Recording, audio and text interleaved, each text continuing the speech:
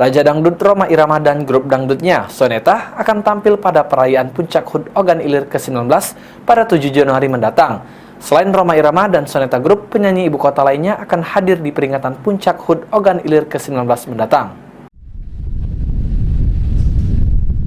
Seperti inilah persiapan panggung dan tenda untuk pagelaran konser musik perayaan HUT Ogan Ilir ke-19 di lapangan Kompleks Perkantoran Tanjung Senai Ogan Ilir 7 Januari mendatang. Pada acara ini, musisi ibu kota yaitu Raja Dangdut Rhoma Irama dan Soneta Group serta Andika Kangen Band akan hadir. Setidaknya ada sebanyak 11 hingga 12 lagu Rhoma Irama akan menyanyi di atas panggung acara musik ini. Sedangkan Andika Kangen Band sendiri akan tampil di akhir sebagai penutup pesta rakyat HUT ke-19 Ogan Ilir. 11 atau 12 lagu lah, kurang seperti itu. Lagu-lagu Rhoma Irama sendiri sudah tidak asing lagi.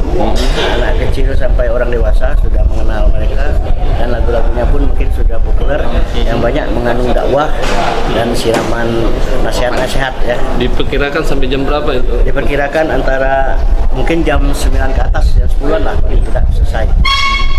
Terkait keamanan, Muksin menambahkan, pesta rakyat ini gratis untuk umum.